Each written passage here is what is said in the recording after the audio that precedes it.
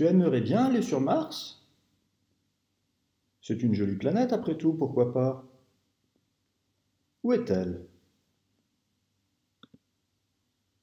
Mars se situe à environ 1,5 unité astronomique du Soleil. Qu'est-ce qu'une unité astronomique? C'est une unité qu'on utilise en astronomie qui représente la distance entre le Soleil et la Terre. Cette distance est tout de même d'environ 150 millions de kilomètres. J'ai modélisé avec GeoGebra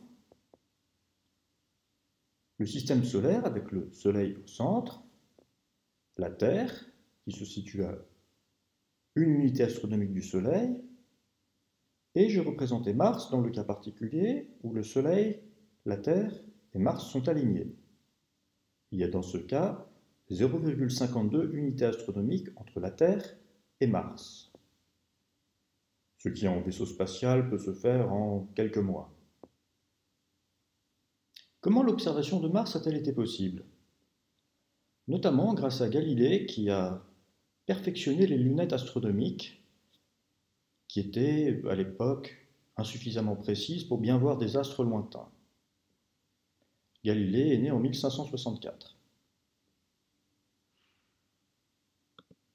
Kepler, lui, né en 1571, a découvert ce qu'on appelle les lois de Kepler.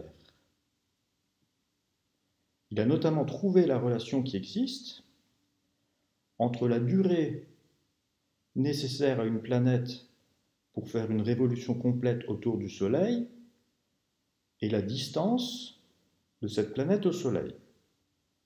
On sait que sur Terre, cette durée est d'environ 365 jours, alors que sur Mars, elle est de presque 700 jours.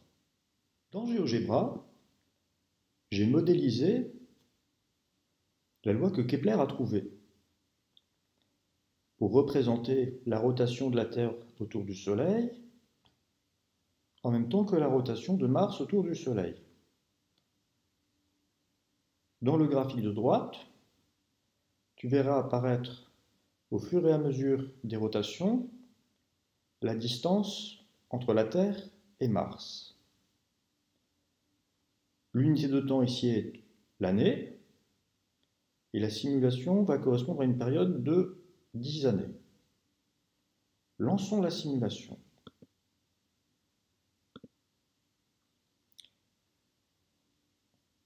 On constate que Mars met plus longtemps que la Terre à faire le tour du Soleil, ce qui veut bien dire que les années martiennes sont plus longues que les années terriennes. Surtout, on remarque que la distance entre la Terre et Mars, autant elle peut diminuer jusqu'à environ 0,5 unités astronomiques, elle peut aussi être bien plus grande,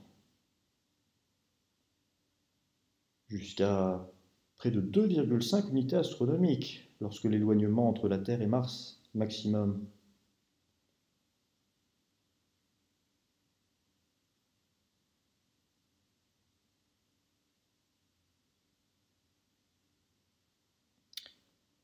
Et pour pouvoir faire un aller-retour sur Mars, il faut voyager au moment où la distance entre la Terre et Mars est la plus faible, d'environ 0,5 unités astronomiques. Mais quand on regarde le graphique,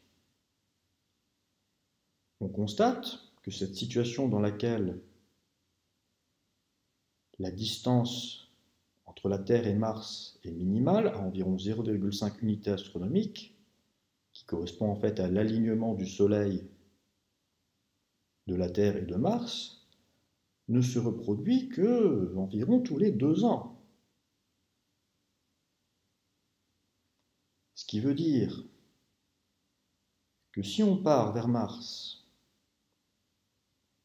à un moment donné, il faudra attendre environ 2 ans pour que Mars soit de nouveau à une distance raisonnable de la Terre. pour pouvoir revenir. Et donc, si tu veux voyager vers Mars, il faut prévoir au moins 2 ans de voyage, ce qui est quand même un petit peu long.